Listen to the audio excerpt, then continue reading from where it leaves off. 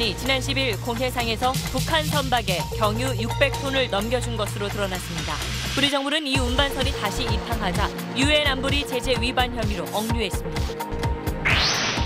고농도 미세먼지가 기승을 부리면서 내일 수도권에 처음으로 비상 저감 조치가 시행됩니다. 수도권에 있는 공공기관 사업장과 공사장은 조업시간 단축 등의 조치를 실시합니다. 우리나라와 아랍에미리트 사이가 틀어진 건 어제 보도한 것처럼 군사적인 이유가 커 보입니다. 원전을 수출하며 맺었던 군사협력 약속이 제대로 지켜지지 않으면서 관련 사업이 최근까지도 삐걱거리고 있는 것으로 나타났습니다. 문재인 정부 출범 이후 처음으로 6,444명에 대해 특별 사면이 단행됐습니다. 용산 참사에 가담해 처벌을 받은 철거민 25명과 MB 저격수로 알려진 정봉주 전 의원이 포함됐습니다. 금융감독원이 이건희 삼성그룹 회장의 차명 계좌 32개를 더 찾아냈습니다. 국세청과 경찰에 이어 이번엔 금감원까지 차명 계좌를 또 찾아내면서 과거 특검의 부실 수사 의혹이 제기되고 있습니다.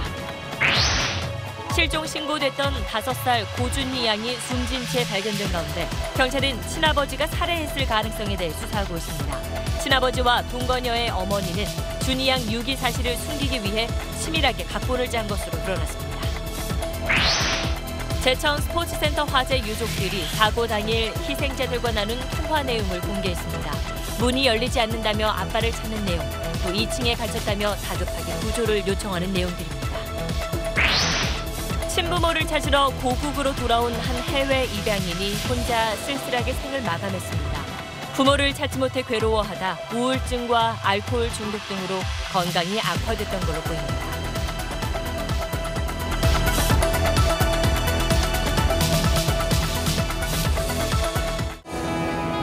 기름 없이 달리는 일상으로 내일을 바꾸는 현대수소 전기차. 여러분 안녕하십니까? 정부가 홍콩 국적의 유류 운반선 한 척을 여수항에 억류해 조사하고 있습니다. 이 배가 공해상에서 북한 선박에 경유 600톤을 넘겨줘 대북 제재를 위반했다고 우리 정부는 밝혔습니다. 일주일 전 통과된 유엔의 새로운 대북 제재 결의안이 적용된 첫 사례입니다. 오늘 8시 뉴스 첫 소식 유성재 기자입니다.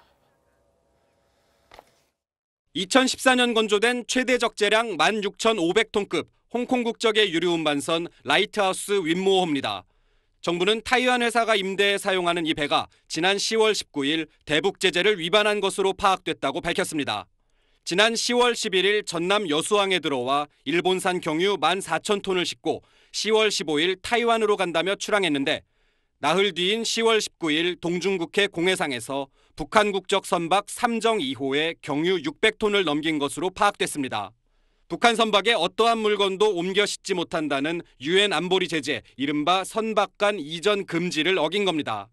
관련국 협조를 통해 이 사실을 통보받은 우리 정부는 지난달 24일 라이트하우스 윈모호가 다시 여수항으로 들어오자 검색에 나섰습니다. 그러던 중 지난 22일 유엔 안보리의 새 대북 제재안 23975가 통과되자 아예 억류했습니다. 제재 위반이 의심되는 선박이 들어오면 동결 억류하는 것이 의무화됐기 때문입니다. 이번 억류는 전 세계에서 제재안 23975가 적용된 첫 사례입니다. 중국과 미얀마 국적의 선원 25명도 함께 억류돼 있는데 이들은 조사가 마무리되면 출국시킬 예정입니다. SBS 유성재입니다. 이번 사례는 미국이 추진해온 한미일 삼각 공조를 통한 대북 제재 실행이라는 점에서 그 의미가 적지 않습니다. 실제로 트럼프 미국 대통령은 현행범으로 딱 걸렸다면서 중국을 몰아붙였습니다. 한국과 중국 또 한국과 일본의 관계에 미묘한 변수가 될 걸로 보입니다. 계속해서 남승모 기자가 외교적 의미를 분석하겠습니다. 트럼프 미국 대통령은 중국이 북한에 석유가 들어가도록 허용하는 데 매우 실망했다면서 현행범으로 딱 걸렸다고 꼬집었습니다. 뉴욕타임스와의 인터뷰에선 중국이 미국을 돕지 않으면 가만히 있지 않겠다며 무역 보복 가능성도 시사했습니다. 미국은 지난 10월 이후 북한과 중국 배들이 30여 차례에 걸쳐 석유를 밀거래하는 현장을 포착한 걸로 알려졌습니다. 정찰 위성으로 확보한 증거를 한국과 일본에 전달했고 홍콩 국적 선박 억류는 이런 공조 속에 이뤄진 걸로 전해졌습니다. 중국이 북한의 유류 밀반입을 계속 눈감아줄 경우 동맹국을 통해 실력 행사에 나설 수 있다는 걸 분명히 한 겁니다. 틸러슨 미 국무장관은 오늘 강경화 외교장관과의 통화에서 한미일 협력을 강조했습니다. 이와 함께 위안부 문제로 한일 관계가 다시 삐걱거리는 데 대한 우려도 전달한 걸로 보입니다. 이를 뒷받침하듯 강 장관도 과거사 문제와 별개로 안보와 경제 등 일본과의 실질 협력은 안정적으로 추진해 나가겠다고 말했습니다. 미국의 한미일 공조 강화 요구와 위안부 문제에 대한 일본의 반발, 여기에 한미일 공조를 바라보는 중국의 곱지 않은 시선까지 우리 외교에 난제가 주어졌습니다. SBS 남승국입니다. 다음 소식입니다. 연말 연시 연휴를 앞두고 날은 좀 풀려서 다행인데 대신 미세먼지가 극성입니다. 먼지를 줄이기 위해서 내일 하루 공공기관이 운영하는 사업장에서 조업을 단축하는 비상조치가 처음으로 시행됩니다. 장세만 기자입니다. 오늘 오후 서울 광화문 앞 이순신 장군 동상 뒤로 짙은 먼지가 끼어 경복궁과 북악산이 자취를 감췄습니다. 목동의 고층 빌딩에서 바라본 아파트 단지 위에도 뿌연 먼지가 자욱합니다. 너무 뿌여 보이고 밖에 나가니까 목도 약간 칼칼하고 기침도 나오는 것 같아서 마스크를 쓰고 나왔습니다. 어제부터 대기 정체 현상이 계속된 데다 오늘 오후부터는 북서풍을 타고 중국발 미세먼지가 유입되면서 공기가 더욱 탁해졌습니다. 초미세먼지 기준 최고 농도가 부산 162, 전남 139, 서울 111 등 전국 대부분에서 나쁨 기준을 크게 초과했습니다. 환경부는 서울, 인천, 경기 등 수도권 지역에 미세먼지 비상 저감 조치를 처음으로 발령했습니다. 이에 따라 내일 새벽 6시부터 밤 9시까지 수도권 내 공공기관이 발주한 건설 공사장에서 조업을 단축하거나 먼지 저감 조치를 시행합니다. 폐기물 소각장 등 먼지 유발 사업장에서도 최대 50%까지 작업 물량을 줄이기로 했습니다.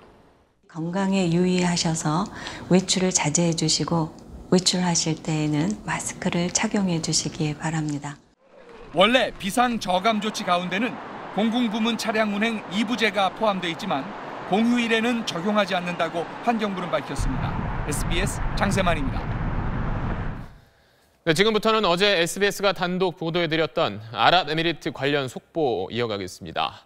자, 이명박 정부에서 맺은 아랍에미리트와의 군사교류 협정이 박근혜 정부 들어서 삐걱거렸다는 소식 어제 전해드렸는데 그게 과거의 일만이 아니라 지금도 계속 이어지고 있습니다. 아랍에미리트 파병 부대인 아크 부대에 추가로 군 간부들을 파견하려던 계획이 지난달 보류됐습니다. 먼저 김수영 기자입니다. 아랍에미리트에 파병 중인 아크 부대에 추가 인원을 보내기 위해 국방부는 지난 8월 국방협력팀 6명을 선발했습니다. 지휘관을 중령에서 대령으로 높이는 등 군사협력을 강화하는 목적이었습니다. 11월 파병을 목표로 10월부터 소집돼 교육을 받았지만 지난달 돌연 파병이 보류됐습니다. 아랍에미리트 쪽에서 선발된 6명의 특기를 문제 삼아 파병을 거부한 겁니다. 아랍에미리트는 전투교육 담당자를 원했는데 이들은 방산 분야의 전문성이 있었기 때문입니다. 국방부는 양국 간 세부 편성에 대한 협의가 지연되면서 인사상 불이익을 막기 위해 이들을 원소속 부대로 복귀시켰다고 해명했습니다. 아크 부대는 2009년 이명박 정부가 원전 수출 계약과 일종의 패키지로 맺은 군사교류협력 협정의 산물입니다. 전혀 없다고 얘기할 수는 없는 부분은 UAE의 그 원전 수주를 하기 위해서 노력을 하러 이제 모든 그 정부의 거의 모든 부서가 다 협력을 하러 뛰어갔는데 전투 능력 향상을 위한 교육 훈련을 약속받은 아랍에미리트에 방산 분야 협력만 강조하려다 불만을 산 것 아니냐는 의혹이 제기되고 있습니다. SBS 김수영입니다. 이에 대해서 청와대는 아랍에미리트와 군사 교류가 잘 진행 중이라고 오늘 밝혔습니다. 자, 진행 중인 거는 맞는데 문제는 서로 눈높이가 다르다는 점 또한 분명하다는 겁니다. 정권이 바뀌면서 우리가 좀 미온적으로 변한 측면이 있고 또 아랍에미리트 입장에서도 약속을 지키라고 할 만하다는 겁니다. 이런 가운데 임종석 실장이 아랍에미리트를 방문하기 전에 이명박 전 대통령도 아랍에미리트와 우리가 문제가 있는 것 같다는 불만을 나타낸 걸로 확인됐습니다. 그 배경이 뭔지 권란 기자가 설명하겠습니다. 병사의 몸과 무기에 첨단 장비를 부착하고 레이저로 실전 상황처럼 훈련할 수 있는 육군의 과학화 전투훈련 시스템입니다. 우리 군은 지난 2010년 이 최첨단 국방 IT 기술을 아크 부대를 통해 아랍에미리트에 지원하기로 했습니다. 해군은 항만 방어 시스템과 TOD 같은 감시 장비를, 공군은 F-16 조종센터 설립과 조종사, 정비사, 무장사 등 전문 병력 양성을 지원하기로 했습니다. 여기에다 아랍에미리트가 적국의 공격을 받으면 우리 군병력을 보내거나 아크 부대가 자동 참전한다는 사실상 준동맹 수준의 내용이 비공개로 담겼다는 설도 끊이지 않았습니다. 원전 수출 경쟁국이었던 프랑스는 전투기 지원은 물론 해구산 제공까지 약속하던 상황. 덩달아 우리 군도 파격적인 약속을 내놨던 겁니다. 하지만 이런 약속들은 제대로 지켜지지 않았습니다. 오히려 우리 방위산업 수출만 파병 이후 30배 이상으로 늘었습니다. 원전 수출과 UAE 군의 현대화는 하나의 패키지로 묶인 복합적인 어떤 거래입니다. 비밀 양해각서가 제대로 이행되지 못한 데서 생긴 양국 간의 갈등입니다. 이와 관련해 이명박 전 대통령이 최근 아랍에미리트와 문제가 있는 것 같다고 말했다고 한 측근이 밝혔습니다. 어떤 문제인지 구체적인 언급은 없었다면서도 시점은 임종석 실장이 아랍에미리트를 방문하기 전이라고 밝혔습니다. SBS 권란입니다. 박근혜 정부 당시 국정원이 이명박 정부의 아랍에미리트 원전 수주에 이면 계약이 있었는지 조사했다는 소식 어제 함께 전해드렸는데, 당시 국정원이 이면 계약뿐 아니라 거액의 리베이트가 있었는지도 함께 조사했던 걸로 알려졌습니다. 이 소식은 윤나라 기자가 단독 취재했습니다. 검찰이 남재준 전 국정원장의 측근으로부터 압수한 원장 지시사항이 적힌 엑셀 파일엔 이면 계약 외에 리베이트 관련 내용도 적혀 있습니다. 아랍에미리트 원전의 이면 계약 여부를 확인해보라고 지시한 날 리베이트 200만 달러 은닉설도 확인해보라고 한 겁니다. 리베이트를 준 사람이나 받은 사람은 적혀 있지 않습니다. 하지만 200억 달러가 넘는 원전 공사 규모로 볼 때 아랍에미리트에 제공된 돈일 가능성은 크지 않아 보입니다. 돈의 규모와 은닉이라는 표현으로 볼 때 원세훈 전 원장과 관련된 리베이트 의혹을 지칭했을 가능성이 높습니다. 지난 2009년 원전 수주 직후 원전 컨소시엄에 참여한 업체들이 원전 원장에게 200만 달러를 리베이트로 건넸고 원전 원장이 이 돈을 해외에 숨겼다는 의혹이 제기됐습니다. 검찰은 지난 2013년 원전 원장을 한 건설사에서 뇌물을 받은 혐의로 구속할 당시 이런 첩보도 입수했지만 실체를 확인하지는 못한 것으로 알려졌습니다. 이면 계약의 존재 여부와 함께 소문만 무성했던 리베이트 의혹에 대해서도 검찰 수사가 필요할 것으로 보입니다.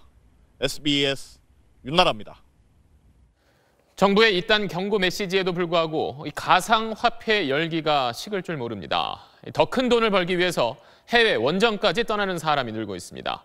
홍콩 현지에서 취재한 내용 잠시 뒤 자세히 전해드립니다.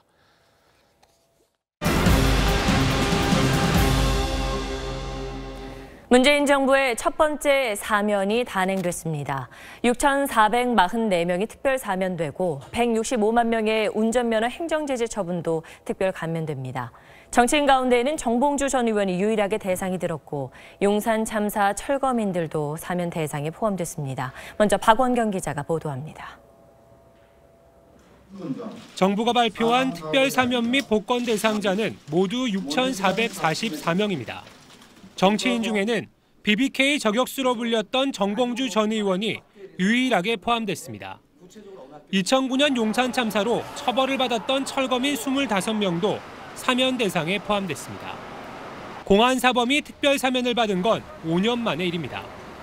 주요 경제인은 아무도 포함되지 않았고 고령자와 생활이 어려운 수용자, 생계형 절도사범 위주로 사면이 이루어졌습니다. 이번 사면은 형사처벌이나 행정제재로 어려움을 겪고 있는 일반 서민들의 부담을 덜어주고 사회적 갈등 치유 및 국민 통합의 계기를 마련하고자 하였습니다. 운전면허 취소나 정지, 벌점 등의 처분을 받은 운전자 165만 명의 행정제재도 특별 감면됩니다. 감면 대상은 지난해 7월 13일부터 올해 9월 30일 사이 교통법규를 어겨 제재를 받은 경우입니다. 하지만 음주운전과 난폭운전, 사망사고는 예외입니다. 정부는 음주운전과 교통사고에 대한 경각심을 높이기 위한 조치라고 설명했습니다. 운전면허와 관련해 자신이 사면 대상에 포함되는지는 교통범칙금 조회 사이트에서 확인할 수 있습니다. SBS 박원경입니다. 이번 사면 복권 대상에 정봉주 전 의원이 포함된 걸 두고 자유한국당은 MB 저격수라서 사면한 거냐며 반발했습니다. 어떤 기준으로 사면이 결정됐는지 민경호 기자가 짚어봤습니다. 싱가포르에 가족여행 중인 정봉주 전 의원은 복권에 당첨된 기분이라고 기쁨을 나타냈습니다. 크게 기대하지 않았는데 대통령께서 그리고 청와대 관계자분들께서 많이 신경을 좀 써주신 것 같고요. 정 전 의원은 이명박 당시 대선 후보의 BBK 주가 조작 사건 연루 의혹을 제기하다가 명예훼손 혐의로 징역 1년을 선고받았고 2022년까지 선거에 출마할 수 없는 상태였습니다.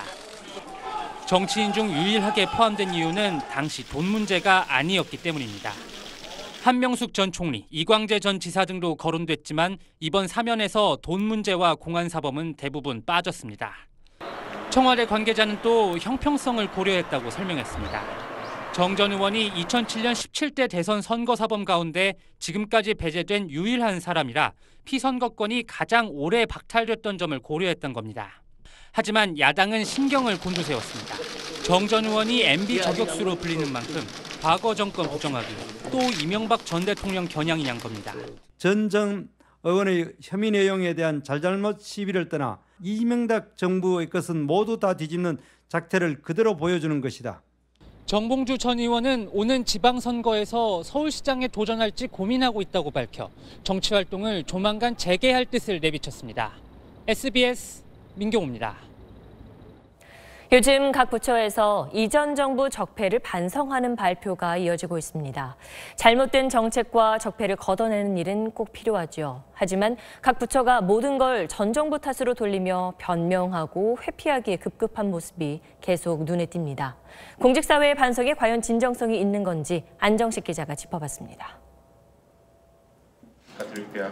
통일부 정책혁신위원회는 어제 개성공단 전면 중단 결정이 박근혜 청와대의 일방적 지시였다고 발표했습니다. 앞서 외교부 위안부 합의 검토 TF도 한일 협상 과정에서 외교부는 들러리였고 청와대가 모든 것을 주도했다고 밝혔습니다. 거악과 적폐를 청산하는 작업은 당연히 필요합니다. 문제는 이 과정에서 나타난 태도입니다. 빠지지 않고 등장했던 이 말들. 통일부는 청와대와는 상당히 다른 의견을 가지고 있었던 것으로 확인했습니다. 외교부는 삭제가 필요하다는 의견을 냈으나 공직사회의 반성보다는 과오의 주 책임을 전 정부로 돌리면서 비판의 예봉을 피해갔습니다. 외교 통일부만의 일이 아닙니다. 불과 얼마 전까지 박승춘 전 처장을 조직적으로 옹호하던 보훈처. 대의원들은 각 캠프에서 돌아가면서 돈 받는다 그러고 그런 거 모르셨어요? 예, 그에 대해서는 답변을 하지 않겠습니다. 정권이 바뀌자 박 전 처장을 비위 혐의로 수사 의뢰했습니다. 이렇게 전 정부의 모든 책임을 떠넘기고 사실상 책임을 회피하는 상황에서 진정한 반성이 가능하겠냐는 지적이 나옵니다. 잇따른 정부 부처들의 반성이 바뀐 정부에 일단 순응하고 보자는 면피성 대응 아니라는 것입니다. 다음에 정권이 바뀌면 또 그 정권의 입맛에 맞는 반성을 하지는 않을지, 연말을 맞아 이어지는 정부기관의 반성이 씁쓸한 뒷맛을 남기고 있습니다. SBS 안정식입니다. 이건희 삼성그룹 회장의 차명 계좌는 파도 끝이 없습니다. 2008년 삼성 특검 당시에 드러난 1,197개의 국세청이 파악한 다른 차명 계좌들. 여기에 경찰이 최근에 찾은 200여 개의 차명 계좌가 더 있습니다. 그런데 금융감독원이 최근 특검이 놓친 차명 계좌 32개를 더 찾았습니다. 특히 삼성은 9년 전에 적발된 차명 계좌 가운데 수백 개를 그대로 뒀다가 올해 5월 대선 직후 해지한 것으로 드러났습니다. 이한석 기자의 보도입니다. 금융감독원은 삼성 특검이 통보했던 이건희 삼성그룹 회장의 차명 계좌에 대해 지난달 전수조사를 벌였습니다. 금융기관 10곳을 확인한 결과 삼성 특검이 통보한 1,197개 외에 32개가 추가로 확인됐습니다. 역시 임직원 명의였는데 50억 원대의 돈이 들어있었습니다. 국세청과 경찰에 이어 금감원까지 특검이 몰랐던 이 회장 차명 계좌가 드러난 게 벌써 3번째입니다. 특검의 부실 수사 의혹이 제기되는 대목입니다. 차명 계좌 해지 시점도 주목할 만합니다. 삼성 특검 직후에 760여 개, 다른 한 번은 대선이 치러진 올해 5월 이후 270여 개로 확인됐습니다. 재벌 개혁이 문재인 정부의 주요 국정 과제라는 점을 의식한 사전 조치로 의심됩니다. 그동안 불법적으로 운영하고 있던 차명 계좌에 대한 돈을 인출해 나간 상당히 정권 교체를 대비한 그런 정황이 보이는 거죠. 금감원은 이 회장 차명 계좌 1229개 가운데 대선 직후 대량 해지하고도 현재 남은 계좌는 총 55개인데 여기엔 대부분 50만 원 미만의 돈이 들어있다고 밝혔습니다. SBS 이한석입니다. 국립한국교통대학교 입시에서 벌어진 수험생 인권 침해와 성차별, 학교차별은 그 자체로도 심각한 일이고 또 대입에서 이른바 대세 전형이자 동시에 깜깜이 전형이란 오명도 갖고 있는 학생부 종합전형의 운영 실태를 적나라하게 보여준 것이기도 합니다. 이병희 기자가 자세하게 보도합니다. 문제가 된 국립한국교통대 입시는 학생부 종합전형, 즉 학종으로 치러졌습니다. 학종은 교과 성적뿐 아니라 학교 생활 기록부에 기록되는 수상 경력이나 체험 활동 같은 비교과 부분까지 종합평가해 선발하는 제도입니다. 지난달 교통대 면접장에서 학과장 A 교수가 이런 질문을 던집니다. 아버지 핸드폰이시나? 아버님이 여기 다니시나? 대구가 청사가 직접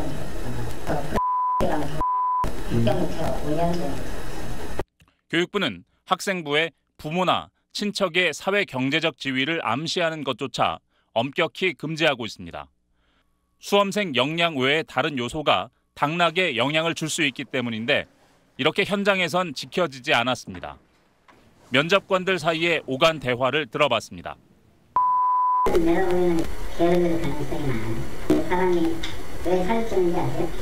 아무 걱정 없이 즐겁게 먹고 열심히 노력 안 하기 때문에 의지나 모티베이션, 아버지 직업이나 여러 가지 측면에서는 유리한데 외모가 너무 약하고 선입견이나 외모가 부당하게 평가 요소로 작용했을 수 있습니다.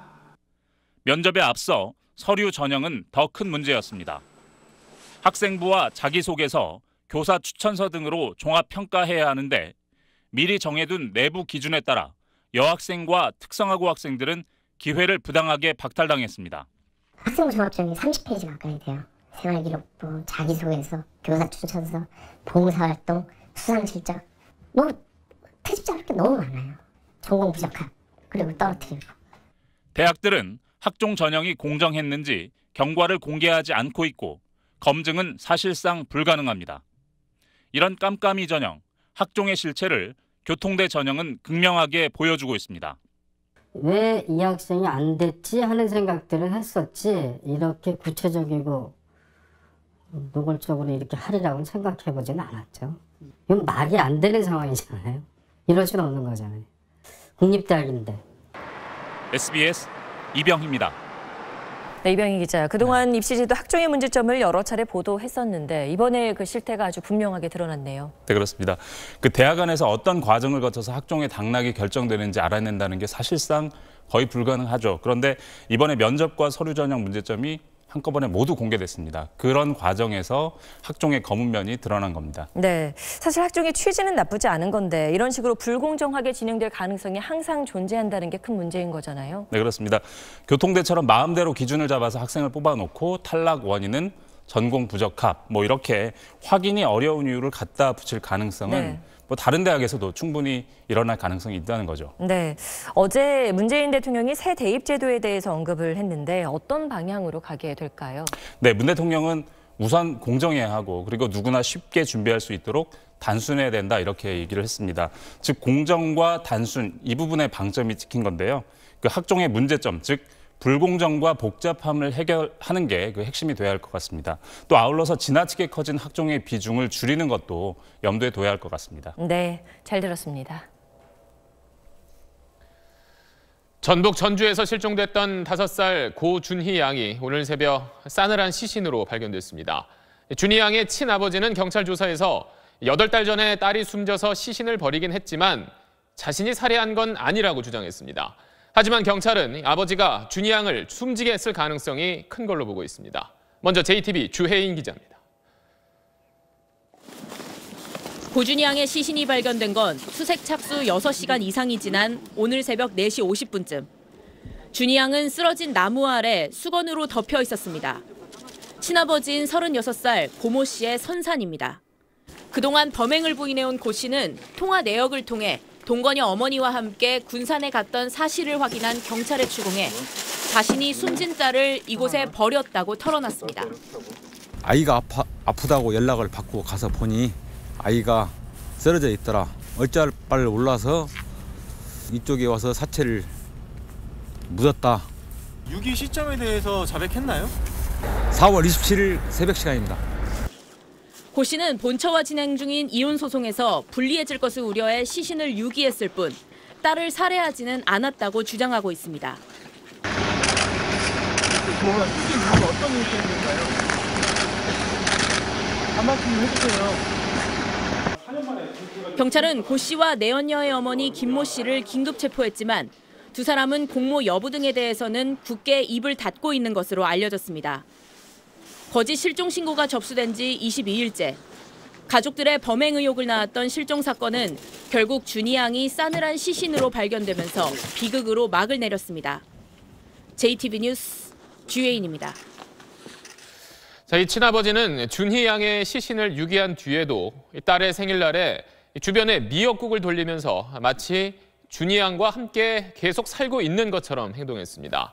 이런 점을 토대로 경찰은 친아버지가 완전 범죄를 노린 걸로 보고 있습니다. 계속해서 장선희 기자입니다. 준희 양의 친아버지 고 씨는 준희를 데리고 있던 동건여의 어머니 김 씨에게 준희가 숨진 뒤에도 8개월 동안 매달 6, 70만 원을 양육비 명목으로 보냈습니다. 김 씨는 준희 양이 쓰던 생필품과 장난감, 옷 등을 집에 진열해두고 생활했습니다. 친구와 만났을 때도 준희를 돌봐야 한다며 집에 일찍 들어가기도 했습니다.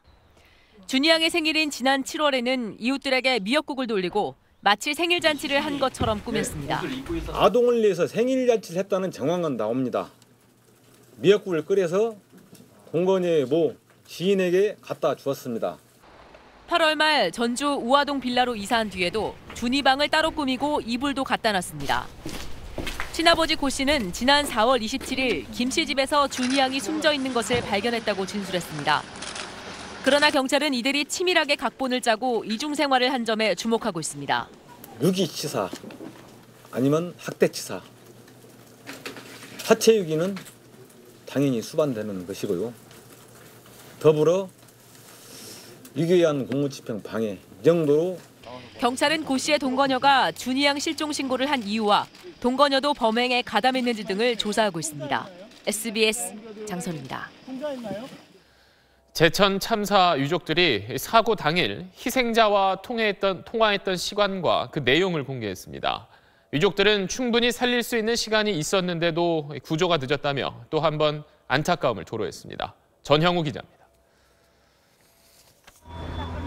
119 화재 신고 6분 뒤인 오후 3시 59분, 18살 김다혜 양의 아버지는 딸의 다급한 전화를 받습니다.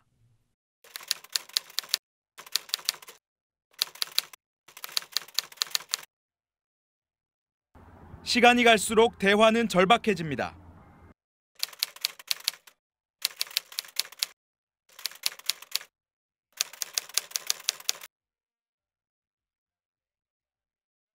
신고 1시간 20분이 지난 뒤인 5시 12분에도 김 양은 살아 있었습니다. 딸의 마지막 통화에선 기침과 신음만 들렸습니다. 구조를 할 수 있었음에도 불구하고 또한 루트도 찾지 못하고 구조를 못했다는 게 참 안타깝게 생각을 하죠. 2층 목욕탕에서 숨진 56살 고 정희경 씨도 전화로 애타게 남편을 불렀습니다.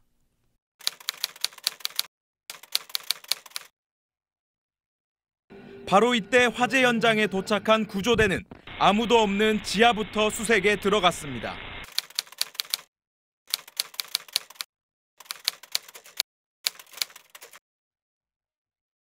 이게 둘의 마지막 대화였습니다. 구조대는 21분이 지난 오후 4시 37분에야 20명이 숨진 2층 사우나에 진입했습니다. SBS 전영호입니다. 노르웨이 국적의 한 40대 남성이 고시텔에서 숨진 채 발견됐습니다. 한국에서 태어나 8살 때 노르웨이에 입양된 이 남성은 친부모를 보기 위해서 4년 전 우리나라에 왔지만 끝내 찾지 못하고 작은 방에서 쓸쓸히 생을 마감했습니다. KNN 이태훈 기자입니다. 김해의 한 건물입니다. 지난 22일 이 건물 단칸방에 머물던 노르웨이 국적 45살 얀모 씨가 숨진 채 발견됐습니다. 경찰은 얀 씨가 강경화 등으로 숨진 것으로 보고 있습니다. 얀 씨는 8살 때인 1980년 노르웨이로 입양됐다가 친부모를 찾기 위해 2013년 한국으로 돌아왔습니다. 하지만 5년째 부모를 찾지 못해 괴로워하다 우울증과 알코올 중독 등으로 건강이 악화된 것으로 전해졌습니다.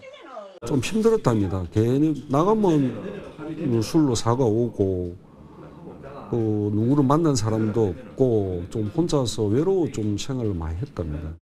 지난 2012년 해외 입양인의 입양 정보 공개 청구 건수는 250여 건이었지만 지난해에는 1,900여 건으로 급증했습니다. 해외 입양인 수는 20만 명 가량으로 추정되지만 친부모를 만나게 되는 경우는 드뭅니다. 친부모가 정보 공개를 거부할 경우 연결할 방법이 없는 데다가 입양인 자신도 언어와 문화의 차이로 적응에 어려움을 겪습니다. 해외 입양인들의 뿌리 찾기와 정착을 도울 수 있는 시스템 마련이 필요하다는 지적입니다.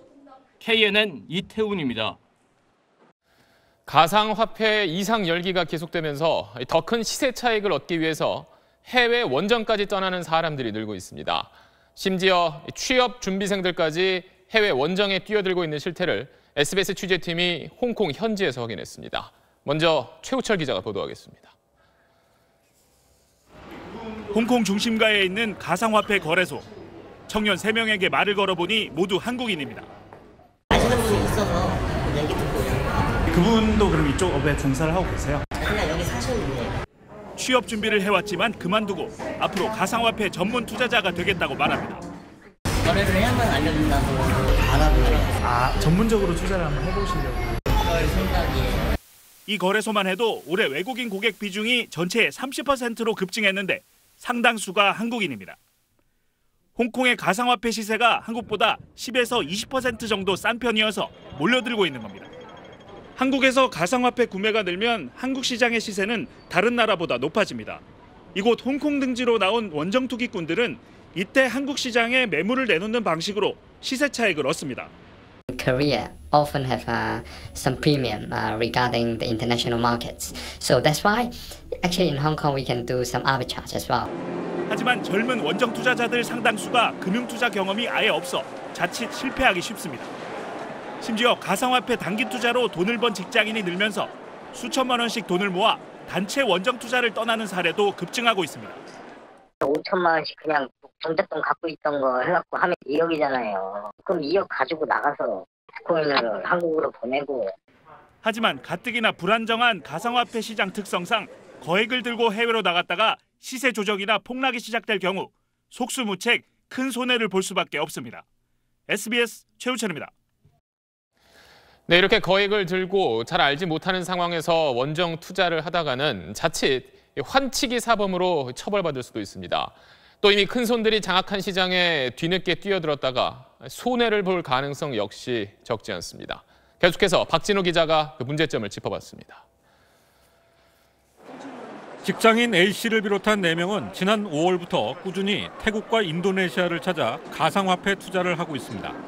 한 번에 2, 3억 원씩 원화나 달러화를 들고 나가 현지 계좌로 비트코인을 구매한 뒤 국내 시장의 시세가 뛸 때 한국 투자자들에게 팔아 차익을 얻는 겁니다. 그 원금을 또 은행에서 찾아가지고 또 가지고 나가는 거예요. 이게 돌고 도는 거지. 문제는 이때마다 국내 통화는 현찰로 해외로 유출되고 대신 가치가 폭락할 우려가 있는 가상화폐만 쌓여간다는 겁니다. 이미 전문 투자자 등 이른바 큰손들이 장악한 시장에서 정보나 경험이 부족한 원정 투자자들 상당수가 오히려 손해를 볼 가능성도 적지 않습니다. 최근엔 가상화폐에 대신 투자해준다며 투자자들을 다단계식으로 모집하는 신종 사기단까지 활동하고 있다는 게 현지인들의 말입니다. They also need to go through understanding and experiencing the manipulation of the markets. There's also a lot of MLMs, a lot of scams online. 심지어 무모하게 원정 투자를 하다가 환치기 사범으로 처벌을 받을 수도 있습니다. 세관 당국은 가상화폐 투자를 위해 거액을 상습적으로 들고 나가는 사람들에 대한 조사에 착수한 것으로 알려졌습니다. SBS 박진호입니다. 직장 어린이집에서 벌어진 아동 학대 사건 며칠 전 전해드렸었는데 그 피해 아이들 가운데 일부가 학대 충격으로 발달 장애 진단까지 받은 걸로 드러났습니다. 그런데도 어린이집을 운영하는 병원 측의 대응은 할 말을 잃게 만듭니다. 그 자세한 내용 한지연 기자가 전해드립니다. 어린이집 학대가 밝혀진 뒤 2살배기 지혜는 병원에서 불안장애와 발달장애 진단을 받았습니다. 엄마 아빠 앞에서 웃음 많던 재롱둥이 수아는 지금은 말을 잃었습니다. 혼자 어두운 그 작은 방이 불켜지지도 않은 데로 혼자 막 가요. 그냥 혼자 30분간 멍하니 앉아 있어요. 그 돌 지난 아이가. 그 책임 통감하고요. 네. 그 책임 회피할 생각 전혀 없습니다. 학대 사실이 드러났을 때 모든 걸 책임지겠다던 병원. 그러나 태도는 전혀 달랐습니다. 부모들이 사과와 함께 아이 돌볼 시간으로 유급 휴가를 요구하자 규정상 안 된다는 답과 함께 보낸 문건들입니다. 누구의 동의로 부모 대표를 정했는지 참여자를 확인해 문서로 제출하라고 하고 할 얘기, 들을 얘기 모두 문서로만 전하라는 통보입니다. 완벽한 책임 회피인 거죠. 어떤 것도 책임져주지 않겠다라는 의사가 정말 명백하게 적혀 있는. 부모들의 직장을 볼모로 한 갑질이란 생각에 일부 부모는 퇴사도 각오한 상태입니다. 안 좋게는 저나 와이프 둘 중에 한 명은 사직을 일단 생각하고 있거든요. 방법이 없어요, 그게. 직원들을 위한 직장 어린이집, 신뢰가 컸던 만큼 상실감과 배신감은 더 큽니다. 더 이상 이 나라에서 누구에게 아이를 맡기고 일을 하는 거는 불가능하겠구나라는 생각이 들었어요. SBS 한지연입니다. 애플이 아이폰의 성능을 일부러 떨어뜨렸다는 사실을 시인한 뒤에 그 후폭풍이 거셉니다. 공식 사과와 함께 배터리 교체 비용 지원책까지 내놨지만 소비자들의 분노가 쉽게 가라앉지 않고 있습니다. 이홍갑 기자입니다. 이달 중순부터 구형 아이폰의 처리 속도가 이전보다 늦어졌다는 소비자 불만이 부쩍 늘었습니다. Does your phone slow down? It has slowed down, yeah, definitely. How can you tell? Because it was faster before. 소비자 불만이 잇따르자 애플은 지난 20일 구형 아이폰 성능을 고의로 조작한 사실을 인정했습니다. 갑작스러운 전원 꺼짐 현상을 막기 위해 아이폰 6와 6S, SE, 7 등 일부 모델의 성능을 떨어뜨렸다는 겁니다. 미리 알리지도 않고 일방적으로 성능을 떨어뜨린 애플의 처사는 소비자들의 공분을 샀습니다. 미국의 소비자들이 집단 행동에 나섰고 10건의 집단 소송이 이어졌습니다. 캘리포니아에서는 애플사의 시가총액을 뛰어넘는 1,000조 원 규모의 손해배상 소송까지 제기됐습니다. 애플은 뒤늦게 사과했고 배터리 교체 비용을 $50 깎아주는 등의 보상책을 발표했습니다. 애플사가 이례적으로 소비자들에게 머리를 숙였지만 파문은 쉽게 가라앉지 않을 걸로 보입니다. 이스라엘과 한국에서도 집단 소송이 잇따르고 있고 프랑스의 한 소비자 단체는 형사 소송까지 내 애플의 형사 처벌 가능성도 점쳐지고 있습니다. SBS 이홍갑입니다. 중국 산둥성이 한국행 단체 여행을 허가한 지 3주 만에 다시 금지해 논란이 일었는데 이번엔 베이징시가 한국행 단체 관광을 정상화하겠다고 밝혔습니다. 중국 당국의 이런 일관성 없는 방침의 속내가 뭔지 베이징 정성엽 특파원이 취재했습니다. 베이징시 관광당국이 지역 여행사 10곳을 소집해 한국행 단체 관광을 정상화하라고 지시했습니다. 산둥성과 달리 베이징시는 단체 관광을 금지하지 않았지만 관광 신청을 까다롭게 심사해왔던 것으로 알려졌습니다. 한국 여행을 재개해도 좋다는 지침을 전달한 것으로 확인이 됐습니다. 지역 여행사들은 즉각 반응했습니다. 现在的话1月份、2月份都有，都是半自助那种半自助的，有1、2天跟团，然后其他时间自由活动。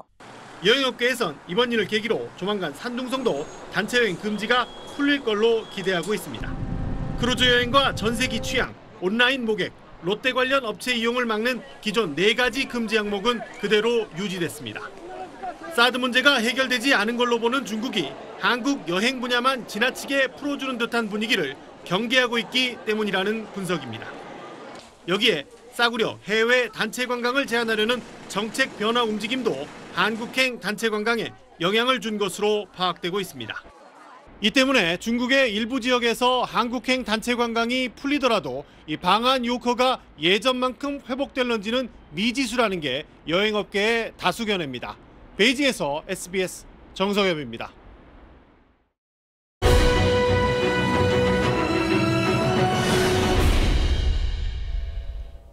SBS가 다음 소프트와 함께 올 한 해를 대표하는 키워드를 분야별로 꼽아봤습니다. 소셜미디어와 온라인상 뉴스에서 쓰인 단어들을 빅데이터 방식으로 분석한 건데 개인의 행복과 재테크에 대한 관심이 높았던 한 해였습니다. 김기태 기자입니다. 올해 온라인상에서 가장 많이 언급된 단어는 욜로입니다. 인생은 한 번뿐이란 명문의 앞글자를 딴 욜로는 무엇보다 자신의 행복을 중시하는 소비 성향을 말하는데요. 자신을 욜로족이라고 믿는 사람들이 가장 아낌없이 지갑을 여는 분야는 해외여행으로 조사되기도 했습니다. 경제 분야에선 최저임금이 가장 많이 언급된 가운데 비트코인으로 대변되는 가상화폐의 등장이 눈에 띕니다. 비트코인의 가치는 투기 과열 속에 이렇게 올해만 24배 가까이 뛰었습니다.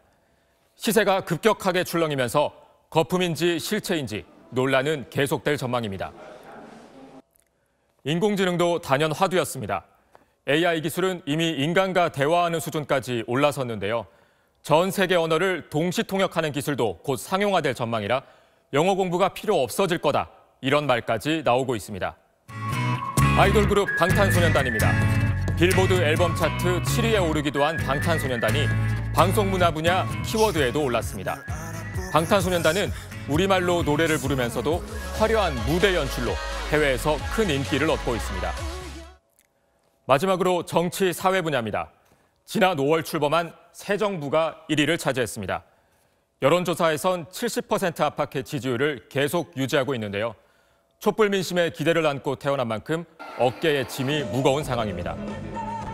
빅데이터가 바라본 내년 키워드, 이렇게 5가지입니다. 대인관계를 기피하는 언택트와 비트코인 투자를 뜻하는 비트테크 등이 눈에 띄는데요. 욜로에서 언택트로 이어지는 경향은 우리 사회가 개인의 가치를 중요시할수록 구성원 간 단절도 심해지고 있음을 보여줍니다. SBS 김기태입니다. 이번엔 2017년 한 해 굵직했던 뉴스를 시간 순서대로 돌아보겠습니다. SBS 소셜미디어 비디오 머그가 올해 10대 뉴스를 정리했습니다.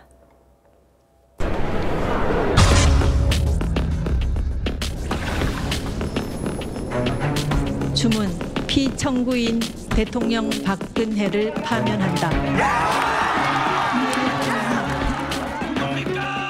위대한 대한민국, 정의로운 대한민국, 그 대한민국의 자랑스러운 대통령이 되겠습니다.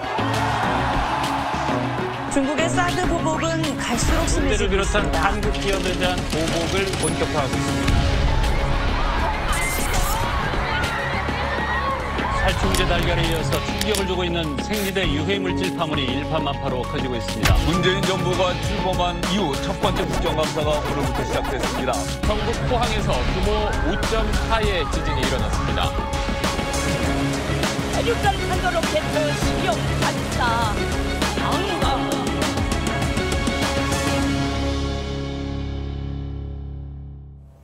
네, 이번엔 나라 밖으로 눈을 돌려보겠습니다. 올 한 해 세계를 떠들썩하게 했던 발언들이라면 어떻게 기억나십니까?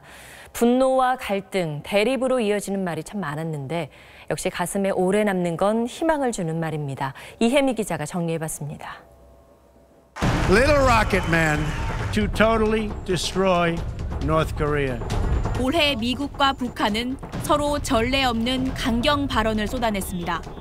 말폭탄은 세계를 술렁이게 했고 그중 압권은 바로 이 말이었습니다. They will be met with fire and fury like the world has never seen. 트럼프의 선언은 중동에서 유혈 사태를 불러왔습니다. It is time to officially recognize Jerusalem as the capital of Israel.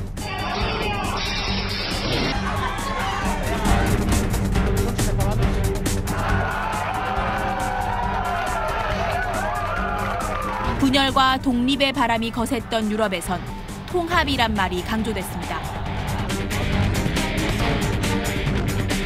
이슬람계 소수민족 로힝야족은 미얀마 정부의 탄압으로 10,000명 가까이 숨져 세계를 안타깝게 했습니다. 미얀마를 찾은 교황은 로힝야족에 대한 차별을 비판하며 화합과 관용을 강조했습니다. 절대 권력을 구축한 시진핑은 세계를 향해 개방과 경제 발전, 새로운 중국의 100년을 강조했습니다. 实现中华民族伟大复兴的目标. 갈등과 대립, 분열 속에서도 오바마의 고별 연설은 지구촌에 희망의 메시지를 던졌습니다. Yes, we can. Yes, we did. Yes, we can. Thank you. God bless you. SBS 이혜미입니다.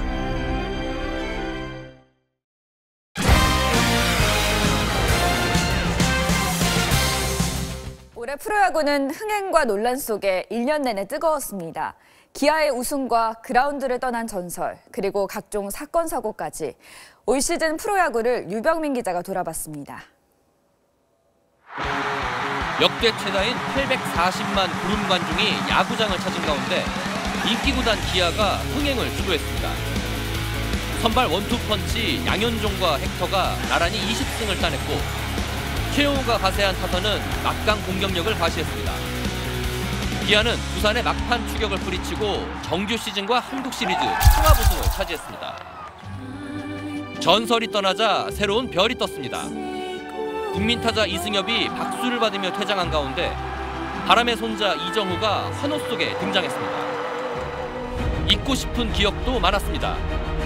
비디오 판독센터가 처음 문을 열었지만 허술한 판독으로 실내 금이 갔습니다. 심판이 구단의 금품을 수수한 사실이 드러나 큰 충격을 안겼고 이와 관련해 구본능 총재는 국정감사에서 곤욕을 치렀습니다. 그렇지 않아도 울고 싶어서 빵 때려주시 감사합니다. 뜨거웠던 2017년을 마무리한 프로야구는 신인 정운찬 총재 체제로 2018 시즌을 맞습니다. 대역급 FA 선수들의 이적과 메이저리거 박병호와 김현수의 복귀가 리그 판도에 영향을 미칠 전망입니다. SBS 유병민입니다.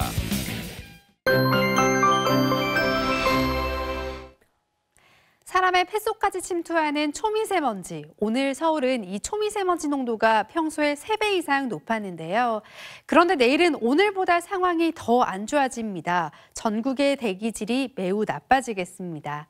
내일 밤 눈비가 내리면서 고농도 미세먼지는 대부분 해소되겠는데요. 하지만 모레는 황사가 유입될 수가 있습니다. 주말 내내 공기는 탁할 것으로 보입니다. 눈은 내일 오후 서해안부터 시작돼 밤에 전국으로 확대되겠습니다.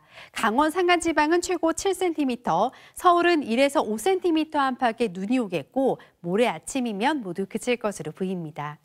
내일도 크게 춥지 않겠습니다. 서울의 아침 기온은 영하 2도, 한낮 기온은 4도까지 오르겠고요. 남부지방 광주의 낮 기온 8도로 오늘과 비슷하거나 조금 낮겠습니다. 새해 첫날 아침은 다시 추워지겠습니다. 내셨습니다. 네, 격변의 한 해였던 2017년 그 마지막 금요일에 보내드린 8시 뉴스 여기서 모두 마치겠습니다. 저희는 새해에 다시 찾아뵙겠습니다. 고맙습니다.